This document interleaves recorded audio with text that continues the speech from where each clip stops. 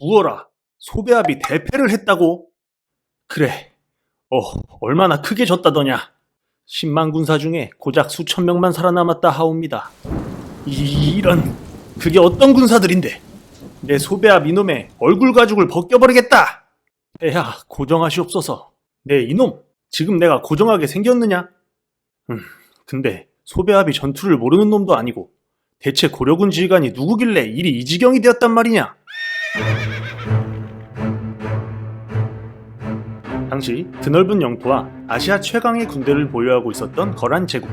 작은 땅덩이와 적은 인구뿐이었던 고려에 수차례에 걸쳐 침략을 하는데, 하지만 위기 때마다 등장해 우리의 고려를 구한 고려 어벤져스의 눈부신 활약으로 거란은 자신들의 목적을 달성하지 못하고 결국 강감찬 장군이 이끄는 고려군에게 귀주에서 참패를 당하며 전멸에 가까운 피해를 입고 다시는 고려를 넘보지 못하게 됩니다.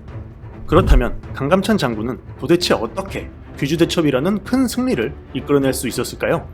이번 영상에서는 귀주대첩 승리의 뒷이야기들을 파헤쳐 보도록 하겠습니다. 사실 강감찬 장군은 귀주대첩을 시작하기 전부터 이미 전투를 이겨놓고 시작한 셈이었습니다. 뛰어난 장군들은 전투가 시작되기 전에 이미 모든 상황을 자신에게 유리하게 만들어 놓고 시작하거든요. 일단 강감찬 장군은 거란군이 이동하는 길목 곳곳에 정찰병들을 배치시켜두고 거란군의 움직임을 손바닥 보듯 들여다보고 있었는데요. 그렇게 적군의 위치를 실시간으로 파악하던 강감찬은 개경에서 물러난 거란군이 귀주로 지나가게 될 것을 정확하게 예측합니다. 이제 강감찬 장군은 주변의 성들에 전령을 보내 군사들을 최대한 많이 귀주로 모이도록 했고요. 그 덕분에 고려군은 거란군이 도착하기 전 유리한 위치를 차지할 수 있었습니다. 그리고 거란군이 도착할 때까지 어느 정도 휴식도 취하면서 에너지도 보충해둘 수 있었죠. 반면 거란군은 고려에 침입한 이후 제대로 쉬지도 못한 상태에서 개경까지 내려갔다가 또다시 귀주로 올라왔기 때문에 몹시 지쳐있을 수밖에 없었습니다. 이렇듯 강감찬 장군은 전투가 시작되기도 전에 이미 상황 자체를 고려군에게 유리하게 만들어둔 거였죠. 이와 관련해 동양 최고의 병법서 손자병법에서는 전쟁터의 좋은 자리를 선점한 군대는 편안하지만 뒤늦게 도착한 군대는 피로하다라고 말해주고 있죠. 하지만 거란군은 당시 아시아 최강의 군대였습니다. 게다가 그들은 상당수가 말을 타고 있는 기병이었는데요. 반면 고려군은 그냥 땅에 서 있는 보병이 대부분이었습니다. 일반적으로 기병은 보병에 비해 빠르고 훨씬 더 강력하다고 알려져 있죠. 그래서 단순히 고려군이 먼저 좋은 자리를 잡았고 컨디션도 더 좋았다고 해서 결코 승리를 장담할 수 있는 것은 아니었습니다.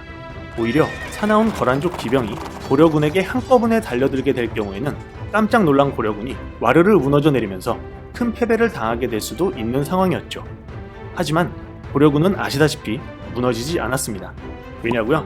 고려군을 이끈 강감찬 장군은 그만의 특별한 리더십을 가지고 있었거든요. 귀주대첩에서 고려군이 무너져 내릴지도 모른다는 걱정은 할 필요가 없었는데요.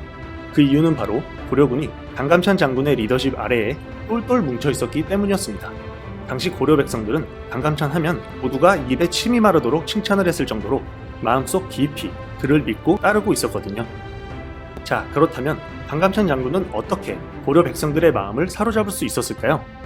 간단히만 짚고 넘어가 보죠. 당시 강감찬 장군은 자신의 옷이 더럽고 해져도 그 옷을 계속 입을 정도로 검소하셨지만 부하들에게는 오히려 자신이 가진 좋은 땅을 아낌없이 나누어줄 정도로 부하들을 끔찍이도 아꼈던 아주 따뜻한 리더였습니다. 손자병법을 보면 장군이 병졸들을 사랑으로 대하면 병사들이 죽음을 무릅쓰고 돌격한다는 구절이 나오는데요. 강감찬 장군의 리더십이 바로 이런 효과를 가져왔던 거죠.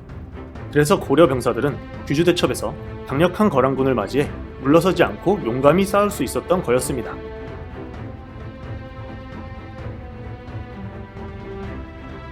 우리가 역사 공부를 할 때 흔히 저지르는 실수가 있습니다.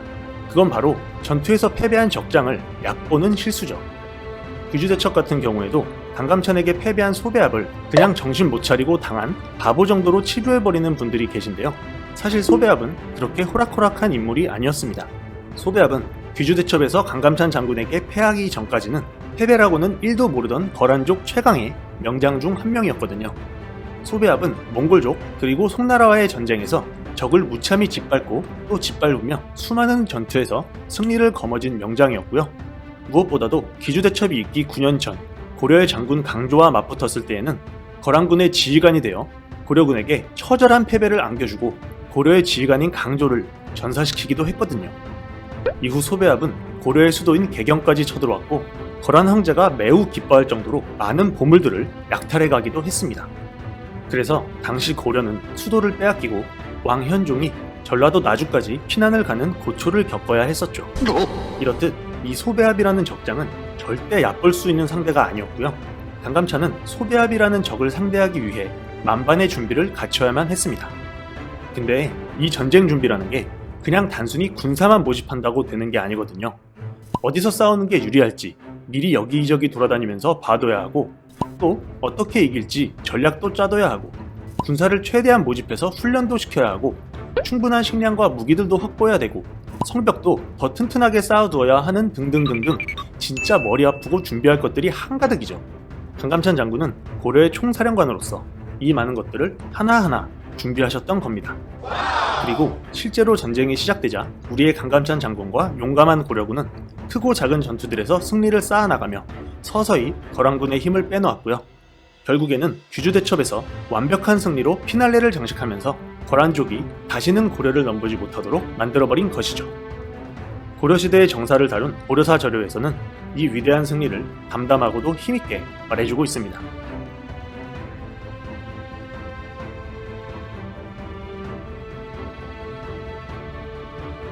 강감찬 장군의 귀주대첩은 을지문덕의 살수대첩, 이순신의 한산도 대첩과 함께 한국사 3대 대첩으로 평가받는 역사적인 승리였습니다. 귀주대첩 이후 고려는 100여 년이 넘는 긴 세월 동안 전성기를 누리면서 동아시아의 강대국으로 급부상했고요. 귀주대첩 승리 후 농사가 잘 되어 풍년이 들자 이것도 강감찬 장군 덕분이다 라고 하면서 뭔가 일이 잘 풀렸다 하면 강감찬 장군에게 감사하는 유행이 잠시 생기기도 했었다고 하네요. 자, 지금까지 강감찬 장군의 귀주대첩 뒷이야기를 살펴봤는데요. 귀주대첩의 승리에 담긴 숨겨진 이야기들 재밌으셨죠? 그렇다면 다음 영상들도 이어서 꼭 시청해 주시길 바라겠습니다. 감사합니다.